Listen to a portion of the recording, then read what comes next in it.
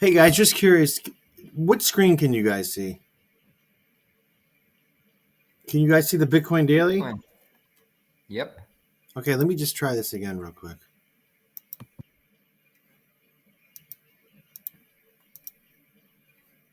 Okay, great. Okay, you guys can see it again? All right, okay. So, right?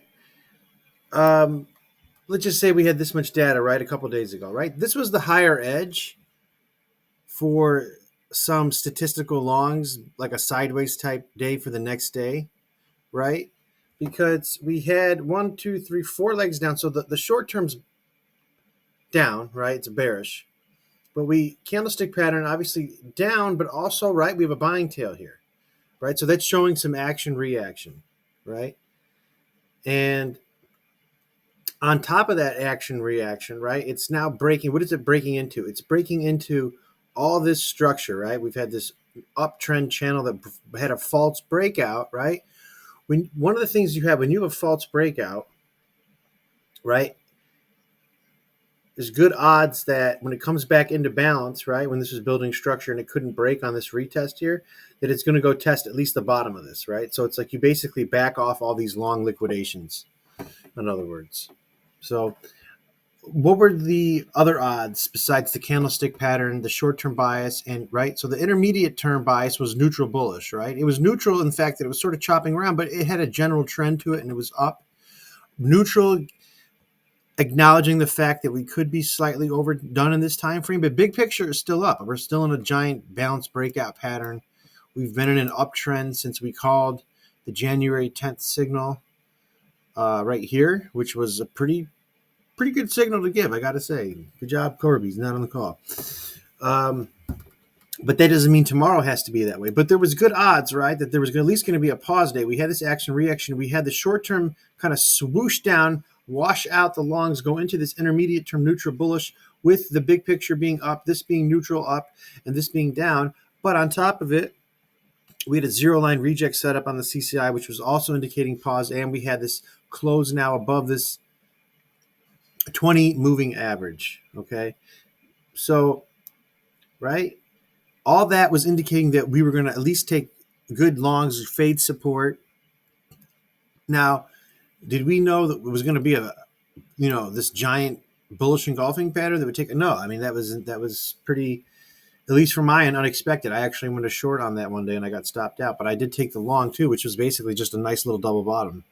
If you go on the smaller time frames, which I'll show you on that day, see I have that circled.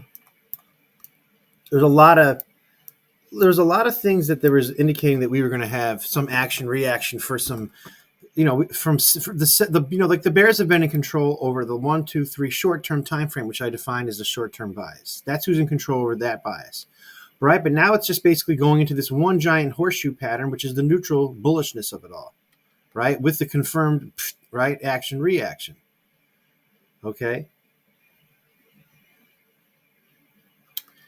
And on top of it, right, we had, if we go on a smaller time frame, we had, like I said, a 15-minute double bottom. Now, a 15-minute double bottom has to have at least the most aggressive two 15-minute candlesticks apart. This had a few more. But even that is very aggressive because we like to teach a wide double bottom. Okay. But in this situation, it was just a 15-minute double bottom, and it is what it is. But that was the setup, you know what I mean? Because this had good odds that at the very least that I have these support zones, and they basically, I didn't change them, right? Even though you'd say, well, didn't this all break these supports? Yeah, but like once a support's broken, it could act as resistance once we break above. Just excuse me for 1 second.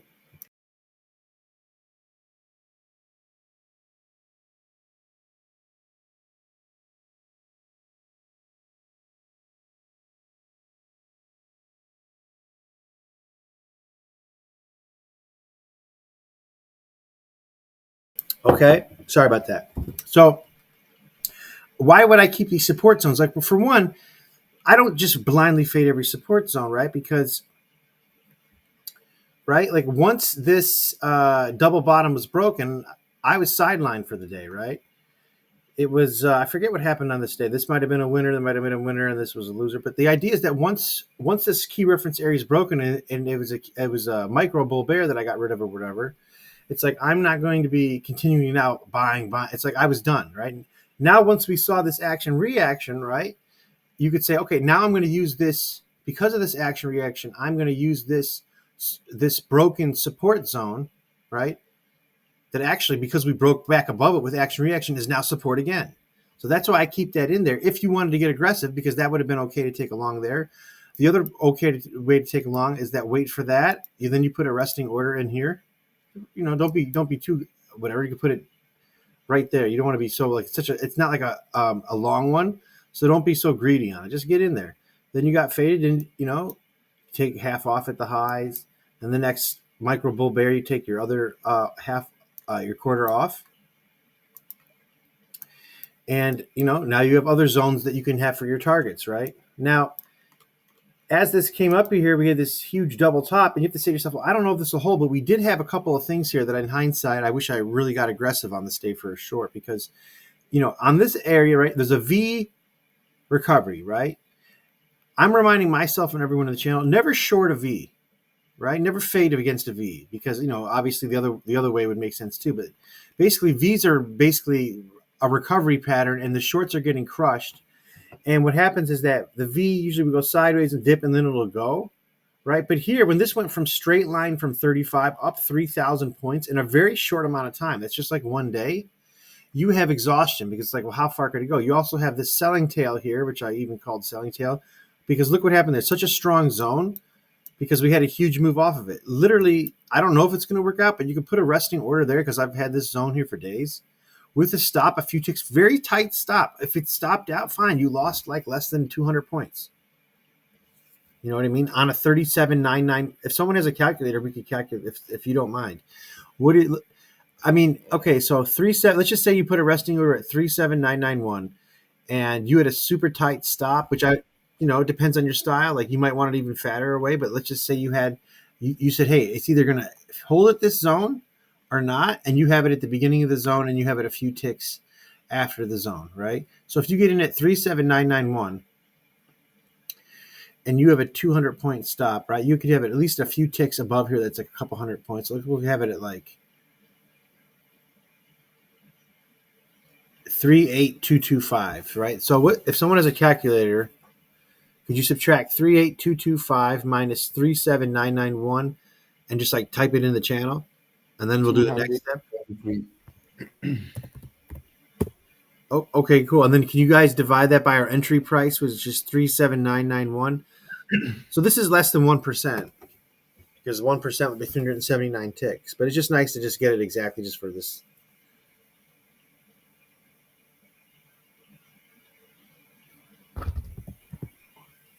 Right. So if you multiply that, yeah, exactly, right? This is 0.61%. You might say, hey, Matt, things are bullish. I don't even like 0.61%. And then I'm like, all right, go half size. Then you're literally betting 0.31% of your account, right? This is how you have to think. You can't think like, I don't know if is this going to work or just not. Well, we're stacking odds, and we'll get into the odds. But I don't want to talk about odds right now. I don't want to talk about the accuracy, which is the odds. I want to talk about the risk reward, right? The risk reward is that for a tight stop, which we just calculated, you could either take 0.61, which is very tight, or 0.31, which is also tight as well. That's my range. That's why I'm doing that. Look at the reward the last time we were there. Huge move off of it. Why wouldn't we? Plus the way we got there. So it's not just the zone, right? It's also the way they got there. We didn't just like go up there, bounce around, make this sideways thing, break up here, bounce around, make another zone, break up here, bounce around, and then do it. And then I'm telling you to short it. No. We went straight line from 34,568 all the way up there. That's action reaction. Vroom. And the way that we did it was so quickly. It was quicker than this way that we did. This took 2 days, actually 2.5, 1 day, half day, 1, 2.5. And this day took 1 day. So when this came, you know what I mean? This day I intuitively know, I'm like, oh, I have runners in, but like I'm also like, just, you look at the daily and you see this bullish engulfing pattern and you're like, holy shit, this thing might just break out. Like I have to like zone out other people's opinions because my brother sends me other people's opinions, and there's a guys on my other there's like a news feed where there's no trades or any kind of technical there, but people just talk bullshit. And you'd be surprised, people post TA and everyone's thinking, hey, this thing's going to break out tomorrow. I'm like, really? How do we, why? I mean, okay, we took out 1, 2, 3, 4, all this data, right? So the candlestick was obviously clearly aligned. So like everyone saw this coming up, right? We had the zero line reject, right? But we came up in here, right? This, I don't know, there was something, this isn't really a pattern, and this might be just hindsight on this, right? But it's like, everyone was probably thinking this was going to break out. But literally, if we could just think in terms of expectancy, that's why I'm getting back to this. Even if we were wrong, if we just take into this principle, what would a short have going here if I did take it and we were just wrong? Because I have runners in, and I'm okay with like I'm shorting while I'm also like having runners in or whatever long. But what it had going for it was a pretty strong zone because of the selling tail, because we had a strong move off of it. One, the way we got there was super aggressive. We went straight line into it in a short amount of time and a huge amount of moves. So you had action, reaction, exhaustion, right? And you had a couple other things too, right? This was superb trade location. I made that zone very tight for a reason. I wasn't willing to get in anywhere. These were the range highs, right? But you guys notice what I'm doing? I'm not actually making them color coded, but I'm actually making them, some are more bold than others. It's just easier for my hands. And I think that the color codes are very distracting for me. I was doing that for you guys, but you can see how this one was more bold. I made this one more bold than this one because this was just basically range highs. Yeah, we broke it. This is the real one, right? But notice that we got there. We had a little reaction. Then we broke up. Couldn't.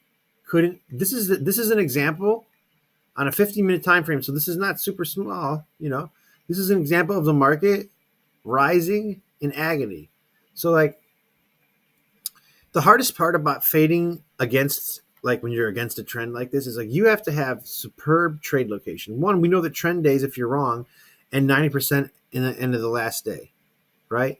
And I'm just talking about this day, but I'll go into my ES trade. I had that stat in my mind for that ES trade, and I'm going to get into that. It was a mega freaking trade. I knew to keep holding it. Part of me was like, man, you'll have the biggest trade you've ever had if you just follow your principle of just holding to the end of the day. I teach it. I just couldn't do it. I just made so much money so quick. Even though I was like, man, I should have went half size. The reason why I'll tell you that was literally, remember when I say like I made that much money in a minute, it's actually was less than a minute. It was like actually a couple seconds. That thing, it was like I was typing like, oh shit, I missed it or whatever. And then I was like, all right, I'm going to keep my order in half size, whatever. I'll get into it. I don't want to get into it right now. Let's focus on the Bitcoin one. Then we'll get into that mega one. But this is an example of the market rising in agony. You should be really, really confident that if you had, an order anywhere in this zone, yeah, if you put it middle to the back, you missed it. So what? That's trading. Guys, there's no perfect here. But, at this point in time, you're all the way up there. I mean, shit, you could even have got in here and had a stop that was like through 300 points, 400 points. Even you could have 500 points if you went half size and you're still less than 30% and you're above here. But if you really wanted to be at the front of the zone, you got perfect trade location. You're okay missing it, right? And then you have to think like, okay, yeah, the larger time frame is bullish, but at this moment in time, are we really going to break out? Now, did we know we were going to have such a huge sell-off? No, but when you get down to the next zone, you could at least take half off here, right? You move your stop to break even, or if you want, or whatever, keep it at your original if you think you'd buy again a short again up there. But look what happened. You know what I mean? Now, the longs were tough. This was my first zone. I got out for a little something. In hindsight, that was an execution error because I didn't have time to I wanted to get in quick to get the reaction. And it stopped me out at the first one stopped me out at break even because it auto moved it before I did. But I was like, all right, fine. Well, that one kind of worked in my favor. The next one was a loss, and this one was a winner, and this one was a small winner before being stopped. And then it's like, okay, now that I broke my micro bull, like my micro bull bear sometimes work, but once you break them, you're done. You're not, I even though there's a pattern down, the intraday bias is down. Yeah, it's like, well, I could, I like to short things at the beginning of the move, not when this thing could be potentially done. Even though you could just look in hindsight, oh, it'd be so easy to short this. That I'm done on today. I'm not going to do a move that everyone sees now. You know what I mean? Let this day be done. But overall, right, and the ES today, I also didn't trade it, right? Because I don't have to trade every day to be a consistently profitable trader. Actually, I will make a lot more money if I actually trade less, which is hard to do. So like basically, I didn't trade at all in the ES today, right? If you traded the low of the day and you didn't have a wide stop or whatever, you could have got whipsawed here. You could have just put it in the middle to the back of the zone, but it's like, you know what? I'm done. It'll probably just consolidate. But I didn't like what the internals were doing, and I'm just like, you know what? This is one of those days that could just whipsaw out of both sides and stop everybody out, so I'm not trading it. But if we go back to that day, after you have a day like this, I really, this was crazy. So this was where my zone was that I gave in the channel, right? This is the exact same concept I had in my mind why I didn't actually want to go in today, because of the same concept that if I just was like playing, let's just say I didn't have these zones here, and I just saw this, I'm like, you know what? I'm just going to put it. I'm going to put it right here, or even here, or maybe even here. Depending on, maybe you hit that one, you came back down, you got it again. This is at 08 half. This is at, there's a good chance you could have got stopped out. That would be a pretty wide stop, 6 to 8 points or whatever. So it's the same concept where you have this zone that's super tight. There's ambiguity in the market, and then it whipsaws to neutralize both sides. So this is what kind of was happening on this day. Now, the difference between this day and that day is that we had this V pattern that then broken market structure, built balance, and I was like, okay, this is the V sideways. Let's go now, right? So I had my order in. I was walking the dog outside or whatever, and I didn't get filled. And I came back. I was like, shit, I would have went to market there. I didn't want it at 4425 because in my mind I was thinking this thing could just easily whipsaw to both sides, and if I get in here, I'd have to have a really wide stop. You know what I mean? And these are the things I'm talking about, execution mind frames, because I could teach you these concepts. This is the phases that you have to learn the concepts, be able to apply the concepts real time, and then deal with actually applying it with real money on the line and execute it, because the execution is a whole other list of criteria that's coming in, right? So when I missed it, I just wrote, hey, I got to be okay with missing it. This is not a game perfect, whatever. You know what I mean? I wasn't going to chase, right? Like, oh, it broke up here. It's definitely going to go up here. I'll just buy here and put a stop here. No, guys, we don't do that. We don't buy in the middle of the zone. We don't short in the middle of the zone. We don't buy in the middle of the zone. It has no edge. It's statistically random, right? Anything can happen, right? Boom. Now, look at that. I went down to the ladder. Everyone who was getting in aggressive up here or getting in, not waiting for the true low of the day was getting destroyed. Now, you might say, well, Matt, how did you make yours? Why did you... if I just had the low of the day as a price level, I have zones because that accounts for the randomness in the short term, right? For an execution point of view. If you have just a level, it's difficult. Now, sometimes the low of the day is what I really fade, but the idea was that this was such a tight zone, right? Why was this? I did acknowledge this with the first line. That's accounting for today's low. That's what this line is. Now, the bottom is basically this little key swing here, right? We kind of had this V, right double top, and then we tested it. So it's something. And also acted as resistance here. If we go back in time, what else did it do? Right, it also hit there. I'm literally going back. I'm looking. What did it do then? What did it do there? Oh wow, okay, interesting. And I put my order, I think, middle to the back, right? So I get a wide stop and half size 6-point stop. That's $600. And when you in $600 look at your screen and it's nearly $6,000, and you're like, what the? I was like, is this a video game? Like, ding, ding, ding, ding. I've just never seen something that fast in that. I've seen a lot of crazy stuff, but it's just when you put an order in, you come back, you look at it, it's nothing, and then it hits that and moves that fast. That was now the hardest part was actually following correct process when that was happening. So something, that's really the hardest part about it. Let me go back here real quick because I want to show you what it looked like under like a minute. Oop. Yeah, really a crazy move from the stock market. Yeah, it was. Nasdaq made a double top. Curious what next days will happen. I know, right? But just talking about correct processes, when I saw this, right, the P&L, which you shouldn't really look at, I was like, just get out. And part of me was like, well, you got the quad, just take half off. And part of me is like, I don't have an automated quad on the bot. And there's all these like thoughts about just really quickly, lots of thoughts. I'm like, man, what if this climaxes and comes back? That's the lowest odds thing. And part of me's like, you know what correct process is. One, this is a trend breakout, right? Trends end in the huge volume, huge candlestick, huge contextual alignment, sustained momentum, extreme weight, right? All this stuff aligned. And on top of it, what is it breaking, right? Well, it was breaking. Let's just go on a 4-hour.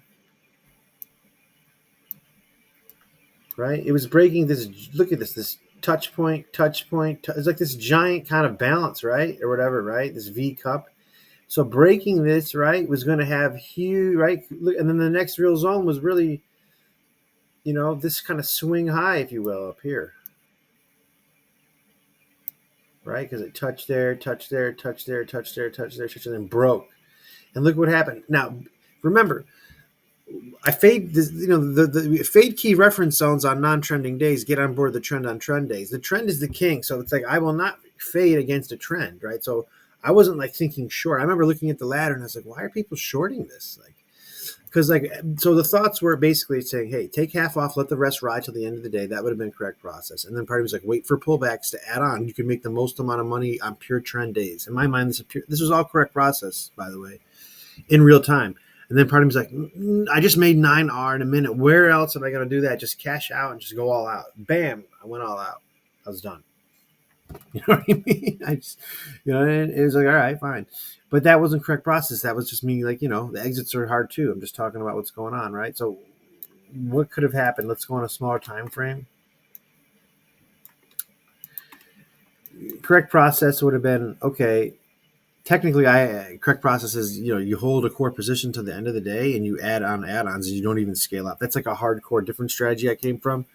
But I would not advise it. But basically, what I should have done is saw this, quadded, take half out, let the last ride to the end of the day, and then maybe, right, have a nice pullback later in the afternoon because basically, let me, right? I mean, just something because or maybe right there or something right there. It's just right, boom, and then I'm out. But the pullback is I'm not holding it. Like I'm just getting in, and you might think, well, why would you get in when you just saw? Well, look at this, right? This is 4502.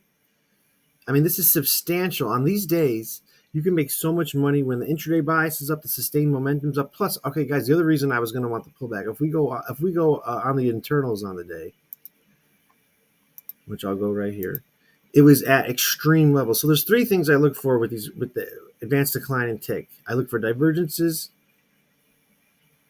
I look for disconnects, and I look for extremes. On this day,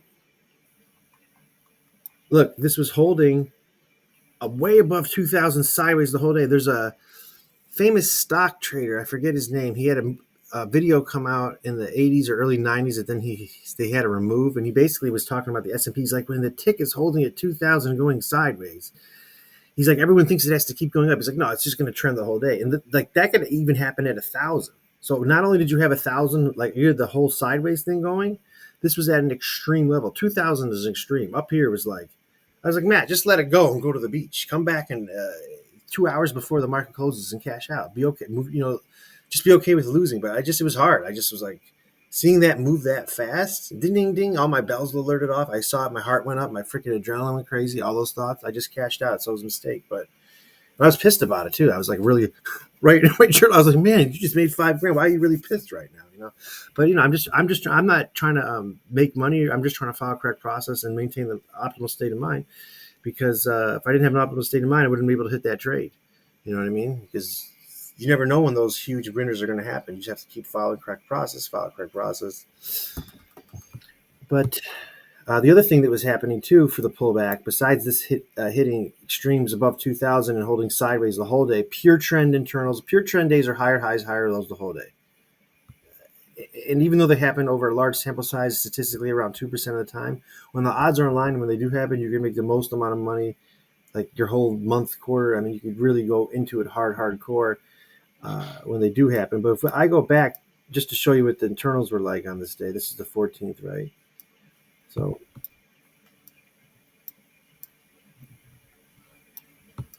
where's the zero line? Oop, I keep moving the... there it is, 0. So the 14th. You could see that whole day when I was thinking for pullbacks. Not, I mean, the Bears had no chance. I mean, look at this extremes hitting 1,000 extremes, and then the skew, right? The skew. That's the other thing I look for. The skew is all above zero. So that was all in my mind. Trend day, trend day, trend day. Pure, not even like a double distribution weak trend day, or like a little breakout, a sideways up trend day. This was pure trend, the ones you really want. And yeah, I did do pretty well on that at a 9-point R. But I'm like, well, if I just followed my system, I would have made so much more. But it's like the belief in the process. That's why it's an ever expanding craft. So yeah, that's kind of my little review about what happened in the week. But now I'll kind of open the floor up to if anyone has any questions about what happened with their trading week.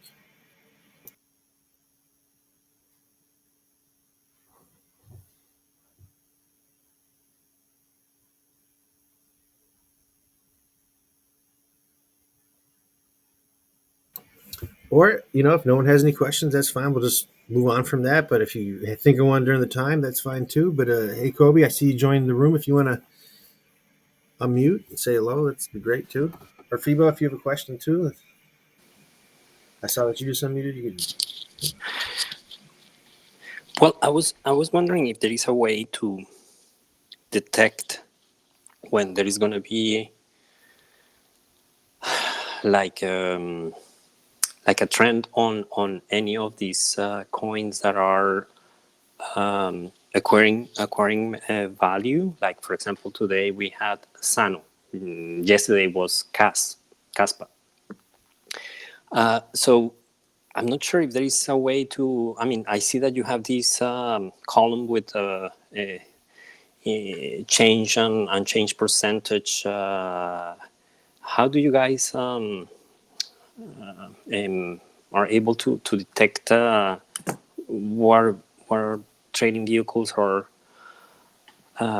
gaining strength?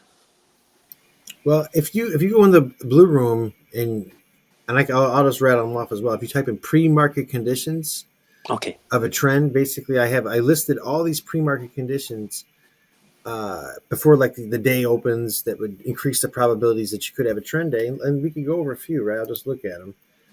Like there was this day we were, if you go back on these days, and maybe this doesn't really show. Actually, you know what? I could show a little bit. Not only was this neutral bullish and we had this bigger picture up and we had this mature balance, those are all conditions that we're going to break out, because one principle is, right, all balances are going to end in trend. This is a little weak sideways balance.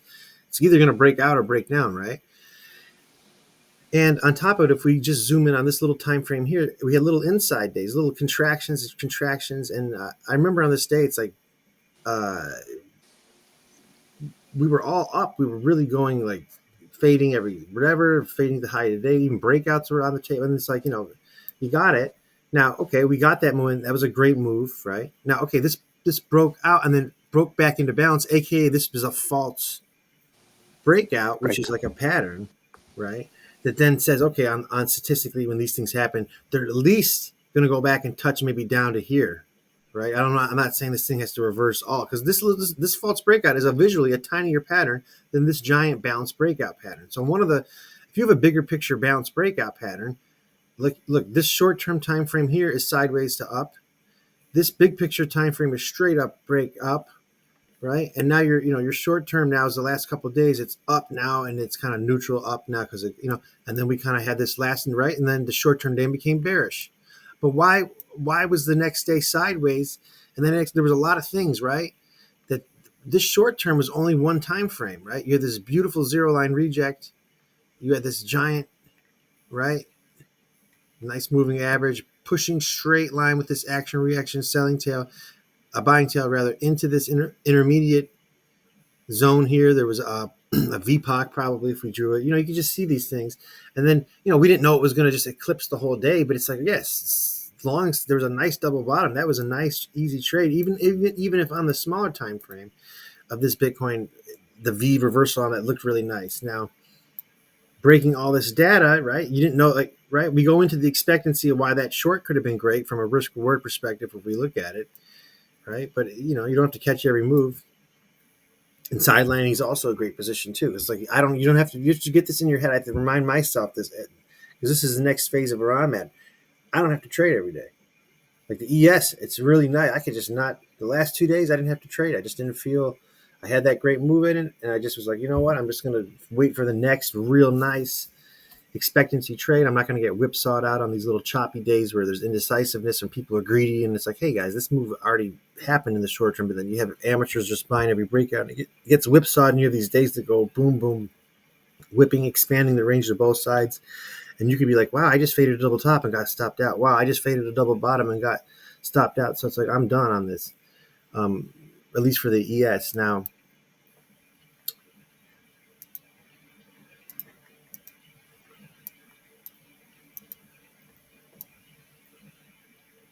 right? So a couple other conditions for on Monday, if you go back, I did a kind of like this top-down little check plan. I was like, okay, well, let me go through some of the things I'm looking at top-down. One, right, we have this bigger picture V recovery pattern that goes sideways, right? There's a pullback continuation. So I was like, oh, bigger picture pattern is up. I'm going to be long biased from that weight perspective, right? I'm also going to be long biased on the next day because of this, zero line reject, which is saying this is going to continue up. This little pull, what are the things possibly to make me cautious on breakouts or being very aggressive on any side, especially maybe shorts and longs even? Because one, right, I think in terms of price action exhaustion, we went straight line up in a pretty relatively quick amount of time. Up here, maybe we'll pull, and that's where that V sideways little dip thing goes, that Kobe taught me back in the day, because it's like that is such a nice cue for me to see that, remind myself that, yeah, now I calm down up here, right? Up here, if you go back in the channel on this day, which was October 27th, I said my larger time frame bias, like everyone's like down, everything's my larger time frame bias is now neutral. I'm now going to be considering longs, because if this long does happen at this giant little horseshoe that's now going to blast up, look, we could have a huge move up, right? Now the next day, right, you have that bullish engulfing pattern. That's kind of confirming, hey, larger time frame bias is now confirming I'm now going to be only interested in longs, and let's see where this thing sucker goes. Look at this, boom, boom, boom. Now when you maybe back off from any side and aggressive and maybe kind of like the let not trade right now so much, is maybe when it gets super I mean, this is like, this thing went a lot bit faster than maybe I thought it was going to. Maybe I thought I was going to camp out here a little bit more. But after you saw this, pause. But, as far as pre-market conditions, right? So when you're at a major zone like this that can switch a time frame, that's when the days can start to have more trends, right? And you can see these were just pretty much sideways up. I mean, if you go back, maybe some of them were pre-trend. I mean, this looks like it opened at the open and then, closed like kind of near I mean, this probably was a trend day, if you go back on the smaller time frames. So to answer your question, right, as you're looking at these days and opening, like you might say, well, hey, maybe tomorrow we'll have a really big up day because this could shift the time frame up and we could have a really strong move because, right, strong zones produce strong moves. That's one pre-market condition that can increase the odds of a trend, right?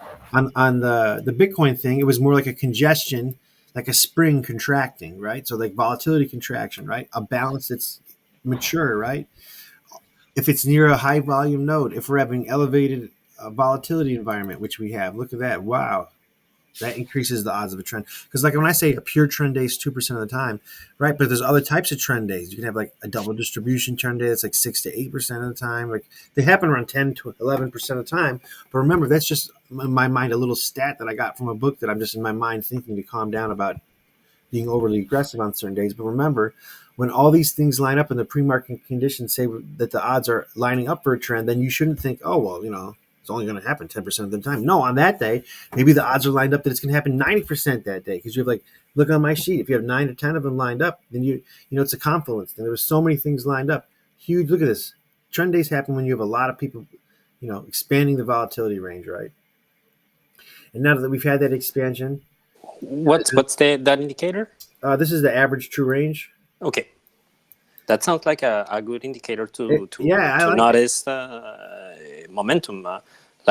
Because I mean, like in my abstract mind, everything in hindsight, sometimes I'm like salivating with these moves that the market is giving us. So I'm going to try that out.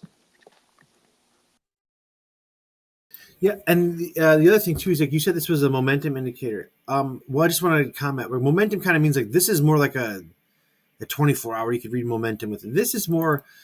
Um, I would say this is more like a volatility historical volume analysis where it's giving you a range expectation on the day. So, for example, if let's just say like the ATR, what for whatever coin is 14 points, and there's a trend and it's gone like 17 points, and it's like you're thinking, man, maybe this trend will keep going. It's near the end of the day, kind of, and it's 16 points and the ATR is at 14. It's like, really? I mean, you're kind of maxed out at the day. That's just an example of how you wouldn't really want to get involved on a trend day at the end of the day anyway. But Okay. yeah. For example, let's try to see Zano, because Zano is available now on TradingView. Maybe that ATR can give us some clue. I don't know. I mean, like when the ADR is moving up, it's because there is more money coming in. Exactly. I mean, basically, volatility is correlated with volume. So, I mean, you have to have a lot more people transacting with money and buying whatever the asset, right? So, this is all meaning, hey, more people are coming in, right? And when more people come in, there's more potential for, volatility. Now, the volatility is one condition that can lead to a trend, among others that we talked about. But remember, you could also have really volatile sideways days. But if volatility is not maybe a risk to some kind of hodler, in a sense, especially if it's moving against them, a volatility risk, but it's actually a trader's friend because it's really just implied risk, because real risk is risk of ruin. If you're always controlling your risk, then you want volatility because it's just going to get better moves, And the crazy thing about this is that, this came up here, had a bullish engulfing up here, right? And it wasn't really oversold, right? And just kind of complete reversal. Now, I could go on this smaller time frame here.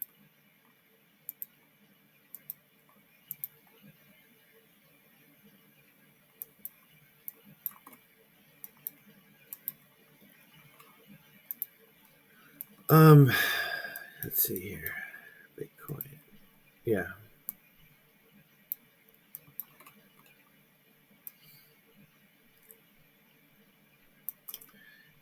Like I said, we talked about a couple of things: the market rising and agony, seeing this, and just seeing the risk reward and being okay with defining your risk and just saying, hey, if it does work out, you get a huge reward. So when you think in terms of expectancy, that's different in terms of thinking, will this work out or not, right?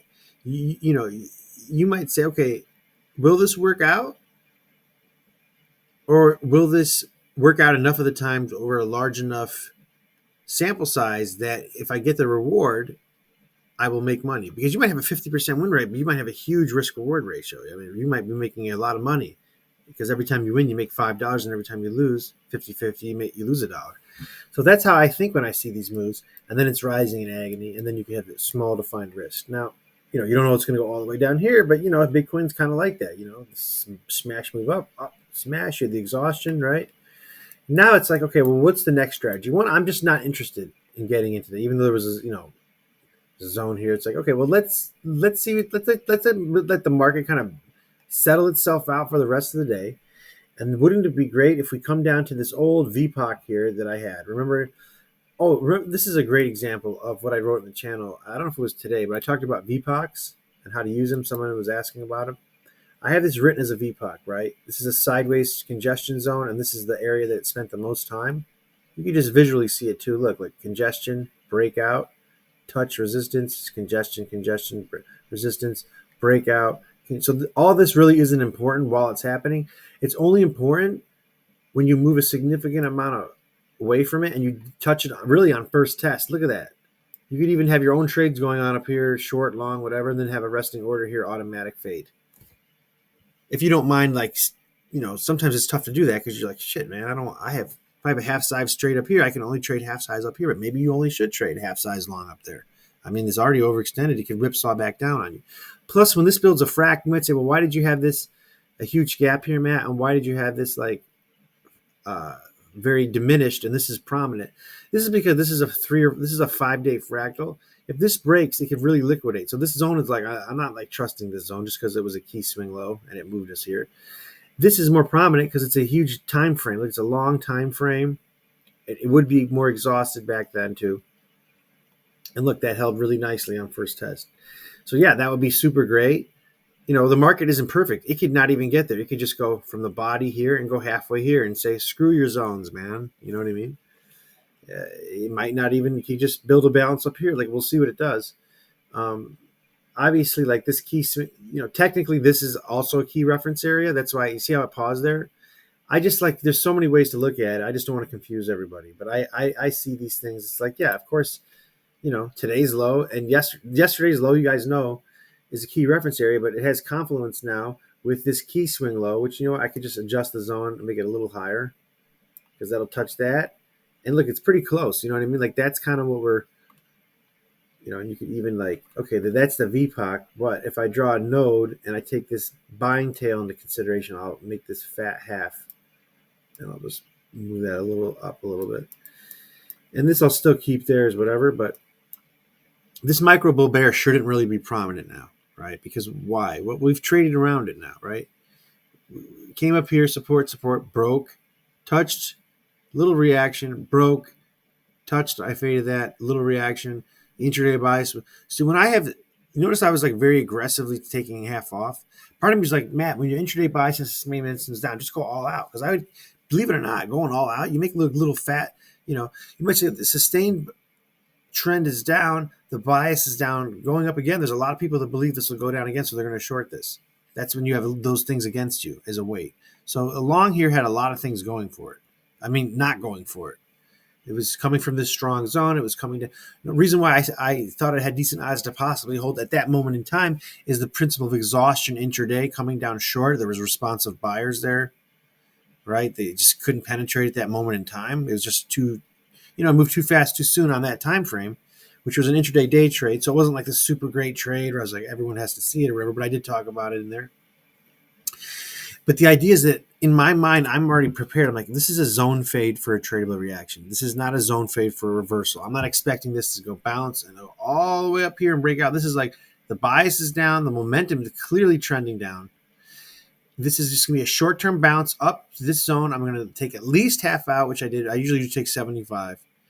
And then I'll be okay with possibly when it comes back down getting stopped out again, which is, what happened. And that's fine. Now, at this moment in time or whatever, I took a snapshot of it and I was like, hey, I'm staying out. And you can see it whipsawed or whatever. And it's like, yeah, it was close enough for this, but it's like, I'm not going to get involved at the end of a downtrend day. It's done. Really what you could have done is just say, hey, we're down today, right? I'm shifting my bias. I just don't like to trade breakdowns after they've happened too much, right? It's just the trend day's over, right? If you were sideways down today, really biased, if you didn't short up here in the zone and hold it, it's like, how would you have got in? Fading, seeing this and coming down there, try getting in on this. That would have been tough, right? This was a fractal. When this breaks down, some people would short a bounce breakdown with a stop up here, but so many times those don't work. It would only work in context because it's coming out of the zone and coming off this now. A safer one is like once this is down and it bounces back up, as this is coming back up into the VWAP, that was my exit point for the long. You also could short because I was like, well, I could take a short there. I would have a couple of things going for me. I'd have the momentum down. I'd have the bias down. I'd have us coming off this strong zone. But I've been so bullish on Bitcoin, except for over these last couple of days. It's just hard when you've been larger time frame bias has been bullish. And you've been bullish since October, September. You're just going along. You can see it's been really working out. Now it's up here years and right. So hey, short term, the shorts are going to start working out. You could back off being aggressive on opening smaller time frame longs, and you could even back off if you don't want to on the shorts, and just be okay with it, right? Because like now, this intermediate time frame is not forming a balance. So like which is great because it's resting, right? This couldn't have popped up here and build structure and now start a new thing up here, which is still higher than this node. See, everyone's looking at, I go to the Caspa channel and they're making Bitcoin's shitting the bed. Oh my God. It's like all they saw was today. It's like everyone is so fucking emotional. Really, guys? I'm thinking this is great because this is actually building structure because you can't have a trend without a bounce. You can't have so this bounce, energy up, right? Couldn't hold, tried again, double top. And now if you could hold above this high value node. So what I wanted to say is that don't just look at price, look at, are we building high value nodes on top of one another? Like this VPAC now is here, but now this VPAC now if I draw it from here, is going to be somewhere in the middle of this thing. And at least this, even though this is looking like boom, boom, boom, it kind of sucks or whatever. At least this VPOC now, where it's transacting, is above this one, right? At least this price now is above this VPOC, as well. So that's also how you got to look at it too. Are we building structure above VPOCs? And on that time frame, right? The neutral, my intermediate time frame is still neutral bullish. Like neutral bullish means I'm open to shorts at good trade location, and longs are also on the table. I'm also knowing in the short term, right? It's been bearish, and it's so overdone that you have to have great trade location. Like an automatic long would be a beautiful long that came down and touched in between this buying tail here to here, right? It would be exhausted by the time it got down there. At least could have a nice bounce. Just if you think like that, you could be patient enough not to get involved in the crap, and that's why certain zones are emboldened, right? Here, right, would be a beautiful long because it's just coming down into this huge balance, right? And now it could be exhausted. Anything in between? Now, I was taking longs at aggressive zones in betweens at these minor ones because they're still two stark quality trades because longs have larger time frame bias on their sides. Shorts don't. So shorts have to have really good bolds, and the longs don't. The longs can have diminished ones because of the larger time frame bias. Questions? This visible range market profile, I think, is an indicator that is another category, like something more sophisticated than just the VRVP, right? Because I can't seem to find it. The one that you say that we should have the VPOC enabled, so then we can see the orange lines. Okay. Yes, the orange horizontal lines. Now you're not talking about this dot moving average thing here, right? No, Okay, that's good, the VWAP, good. right? Yes, It's- yes. I Sometimes yeah.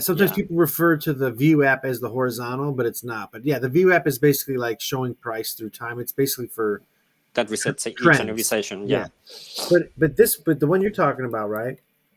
Are you saying you're having trouble finding it? Is that what you said? Well, because I always wonder how did you guys pull up these nice orange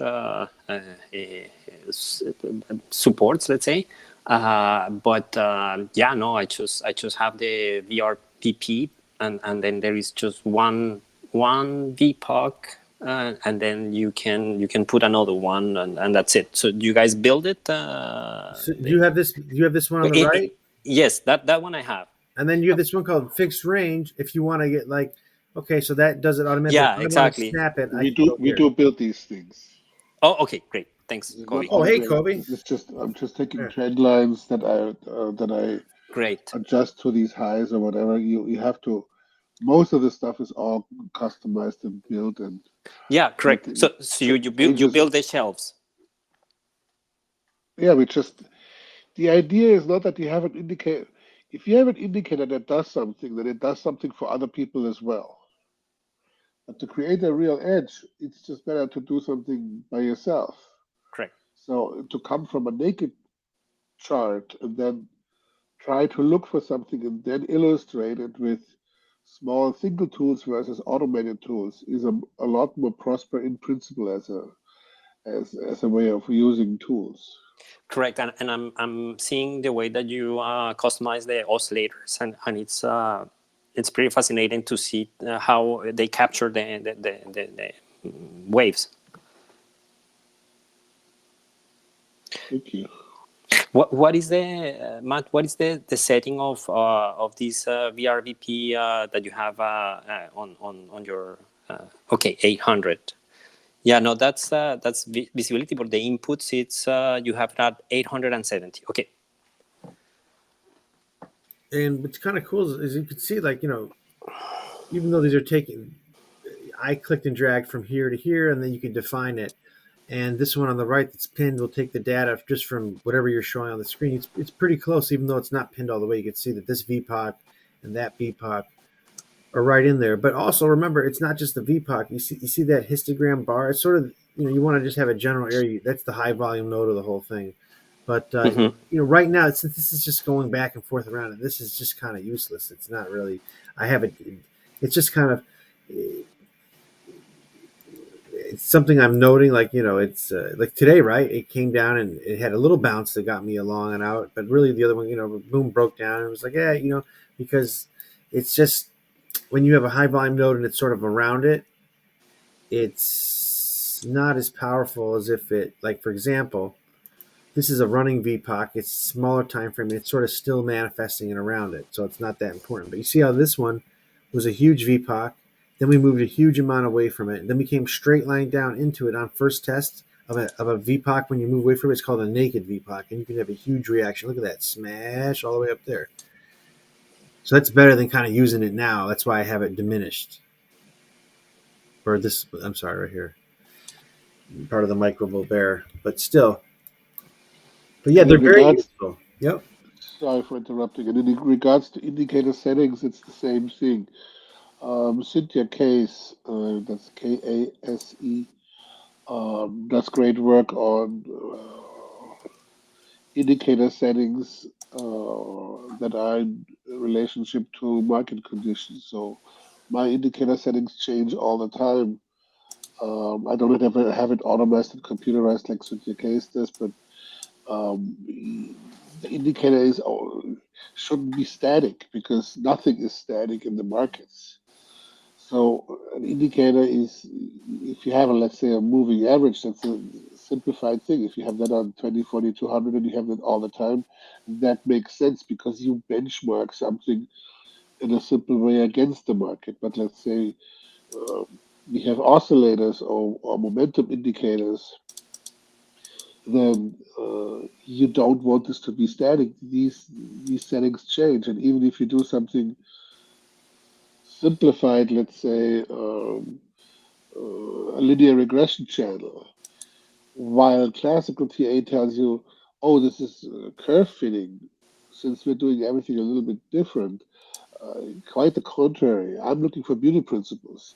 So I set the settings of that linear regression channel the way that I have maximum touch points of, let's say, if it's uptrending, higher highs and higher lows.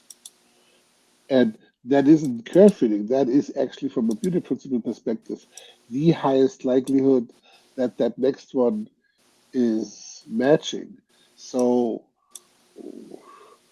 while mathematical thinking people try to squeeze this thing into a box and to try to make it firm, I do exactly the opposite. I try to be creative.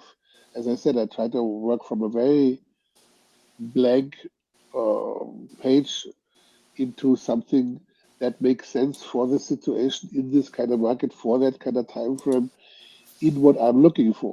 So if I'm looking for targets on monthly, I use completely different tools, completely different settings, and you see that my indicators are vastly changing too. I'm using like, I don't know, 50 different indicators. As much as I have the firm daily trading set for the 60 executions, which is always the same with the stochastic pair and the Woody CCI, for different entertainments of backtesting or edge extractions or directional validations or time dot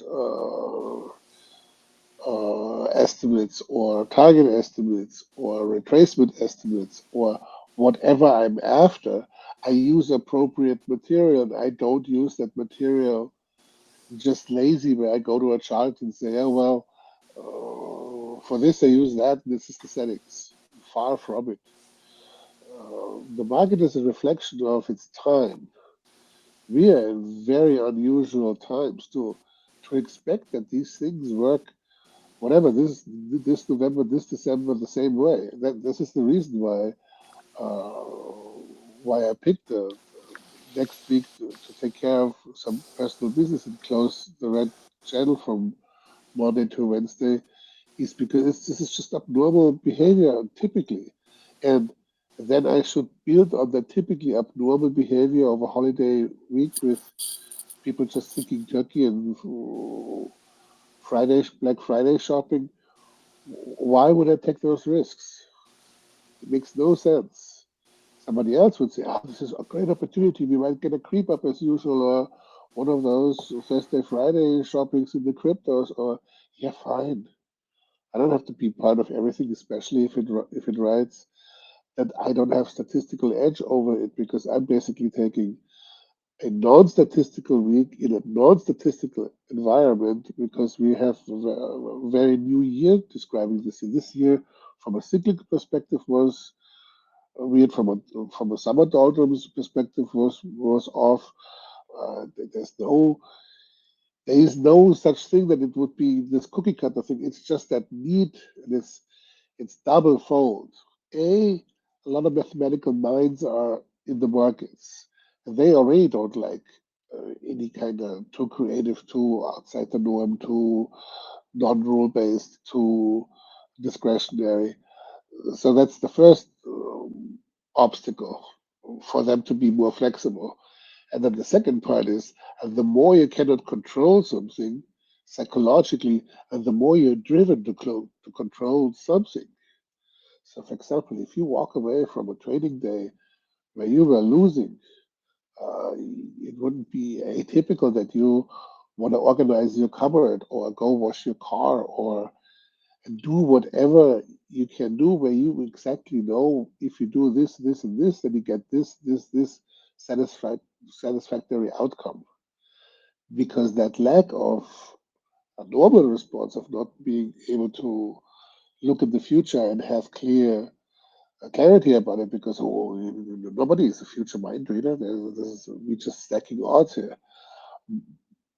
But that constant elusiveness is most likely the most stressful part of trading. Why this profession has so few people who are successful, why this profession has so many people who get desperate or even suicidal. And it's that part that you're trying to control something, and you cannot have that control. Mix this with high expectations, consistently being disappointed, and no random rewards in between, because the market is still then very nastily counterintuitive. So if you try doing something intuitive, you get punished again, which is normally your fallback response on a human typical basis.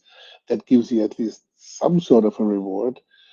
And the fact that you can only make consistent winnings if you have a system that you're executing very well. So there is no hamburger shop and restaurant and three restaurants and then McDonald's. There's just nothing, and nothing in this case also an extreme, which is not, you don't get nothing for your time. You pay for it.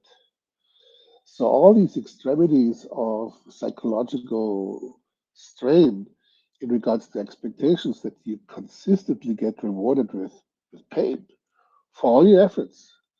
If you're digging a ditch, at least after a certain point of view, after a certain point of efforts, you have a hole in the ground, something that you expected.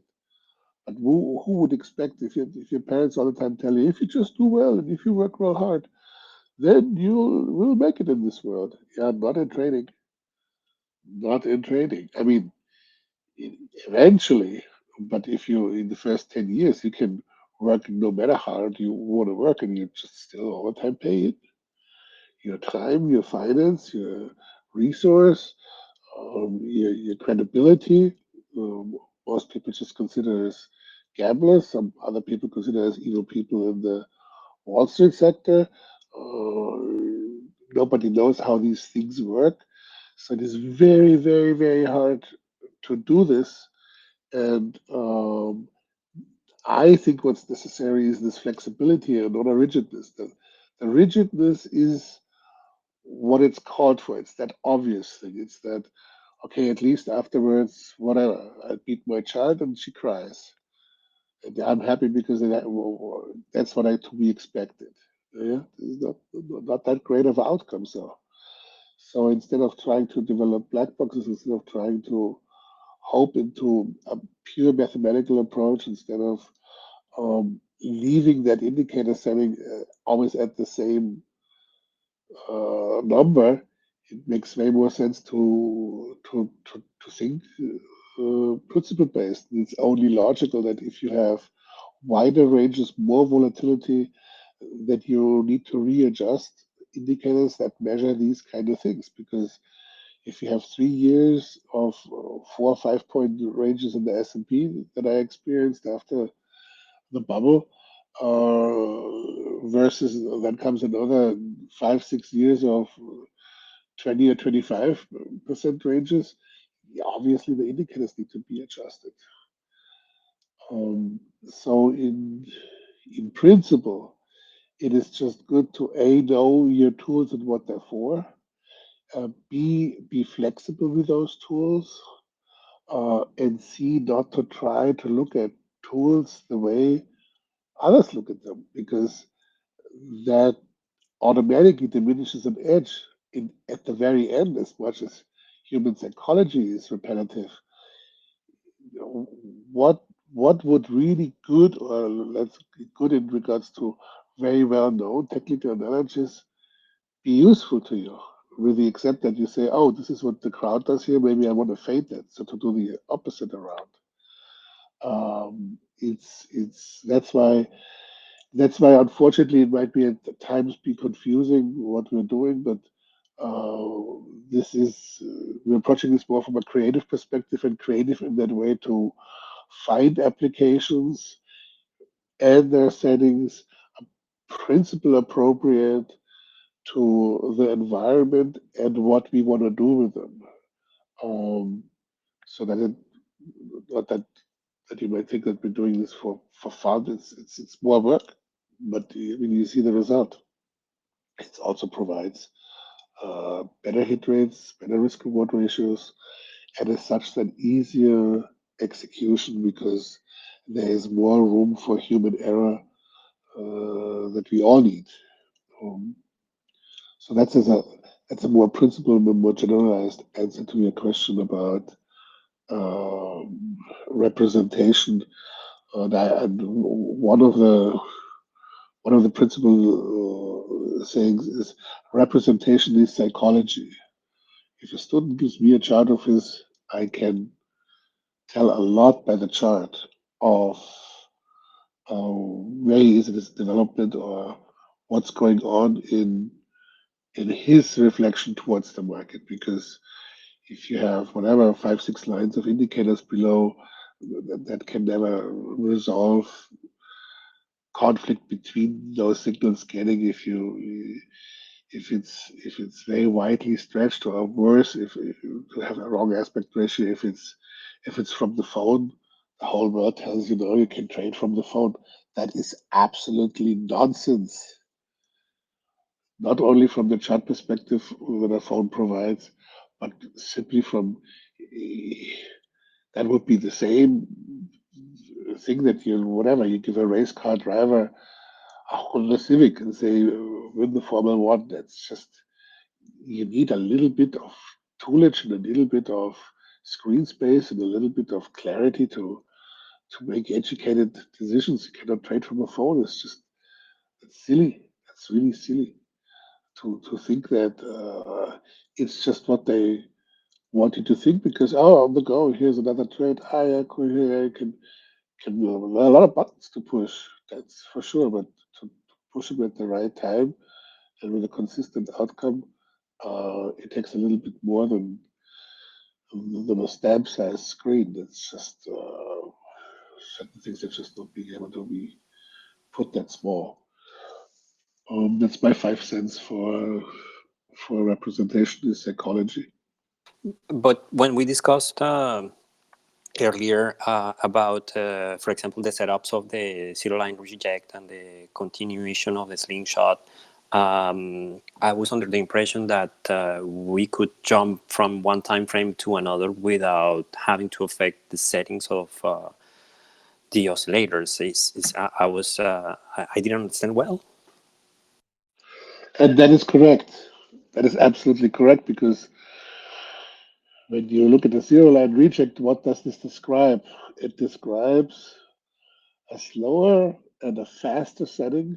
And that would be, when you're talking zero line reject, the turquoise slower CCI versus the yellow line of the turbo, describing momentum. And you're not reading any kind of numbers, you're reading a difference between two lines. That will not change massively if you're changing settings, because it is always the difference between two things. If they stay at the same setting, you still get that same difference. So, as I said, just like with the moving averages as well, there are certain tools where you don't have to adjust anything, but your response basically is a very clear reflection of what I try to describe, which is that need of what really needs to go is that need of certainties, because there is no certainties. We were just working. We were not working in absolutes. We are working in probabilities. That means that tool, if it works 80% of the time, and in conjunction of using another 5 tools that were stacking an edge, that's a value. But the zero line reject in itself um, is negotiable. How it looks like, where it occurs, when it occurs. So it's a little bit of the same thing of what Matthew said before, and that is a big one. What Matthew said, which is we're not looking at outcome in trading. You do not look at outcome. You're looking in procedure. So all that you measure is consistently, am I procedurally correct what I'm doing? And then you know that, okay, over a sample size, you come out ahead. But every individual trade is absolutely random and completely not controllable. And that applies for the zero line reject uh, trades just as well. You don't know. And this will be a loser or a winner, but you know over 20 sample size, you have more winners than losers. And that change of thinking, which is really hard to do because we simply don't have a measuring tool innate in our ability as humans to think in probabilities. It's just the losers. There is no. It's the same difficult for us than time, where you literally need to put this thing on your arm to look at what time it is, because we don't have a physical ability to really measure time. You put somebody in a dark room under a stressful situation, and 3 minutes become uh, 3 hours or 3 days of suffering if it's an extreme situation. And training is the same way. You have to try to walk away from the need of certainties and just be okay with the fact of, yeah, okay, doesn't matter. Did I forget to set an indicator setting to a different setting just because we have more volatility? Yeah, well, so be it. I forgot, and it's a small part of edge that maybe I have lost, but overall, I stack 8 different edges, and I didn't forget all the other ones. So there's a need basically for generosity at a time when your body tells you everything else. It's a little bit like you're drowning, but the best way is to just be cool. Because if you actually uh, breathe a certain flat wave, that there's enough oxygen in your lungs and you lay on your back, you're a floating device. But a lot of people drown out of panic because they're basically in a difficult situation, cannot stay cool. And this is what training basically is all the time. This is why people who don't reflect this on an intellectual basis and try to adjust, they get crazy with training. They get nuts because it's a constant, never-ending stress situation for them. And what it really needs to become is absolutely boring. Because if you think about it, it is absolutely boring in reality. You just put a value on this on an emotional basis. Because what you're really doing is you're playing a video game where you don't even push a lot of buttons and have a lot of nice things to look at, or whatever story and animation and whatever else you get in a video game. But that's what you in effect do. You're not like in the mountains and climb Mount Everest from a similar difficult perspective what kind of psychological mind make you need done with training. You just sitting at home behind a computer screen and do literally nothing besides a few times a day push a button. But the psychological value given with money being put on the line and expectations being put on the line is totally out of proportion. Even this money considering, because well, somebody else goes with 10 grand to Vegas and expects, yeah, well, most likely I lose it. They're totally fine and actually have a blast putting this on game outcome.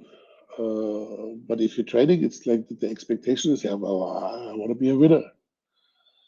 And that consistently being disappointed from people who don't know how to do it is devastating. Just devastating.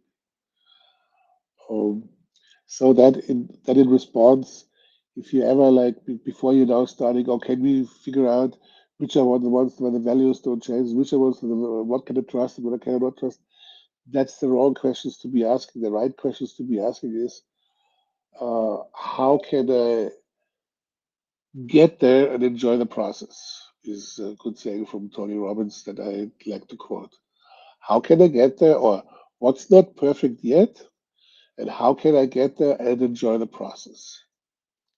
And with that expectation that you have low expectations that you're getting the right results right away, but have a focus also and enjoy the process of how can I add more skill levels, more the way I think about it, more learning tools, more creative ways of how to paint my chart, um, and get outcomes that are in my favor, the likelier it is that you cultivate a psychological necessity for training that will make execution easier, and as such also your profitability rising and your risk reducing.